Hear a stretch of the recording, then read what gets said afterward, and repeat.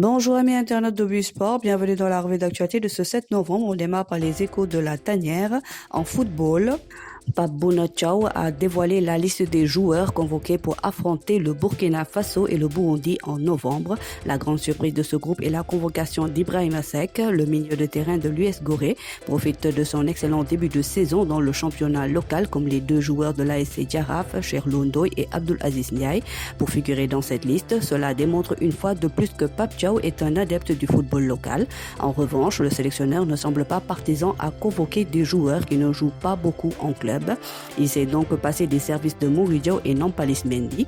Absent de la sélection depuis la dernière Coupe d'Afrique des Nations, Krépin Diatta a purgé ses 4 matchs de suspension et a donc été rappelé par Pape Thiaw. Il faut tout de même noter que le joueur de l'AS Monaco est inscrit parmi les milieux de terrain, même s'il semble certain qu'il est encore parti pour dépanner au poste de latéral droit.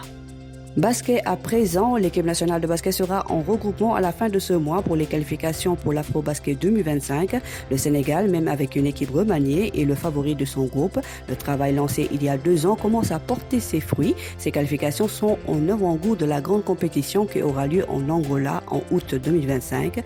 Décisives, elles permettront aussi de connaître l'effectif des sélections nationales et le Sénégal détient déjà un groupe alliant jeunesse, expérience et performance, ce qu'il faudra démontrer sur le parquet en novembre à domicile et en février dans un lieu à déterminer. Rugby pour finir avec le classement. Comme chez les filles, le classement masculin de rugby a également été publié pour ce mois de novembre.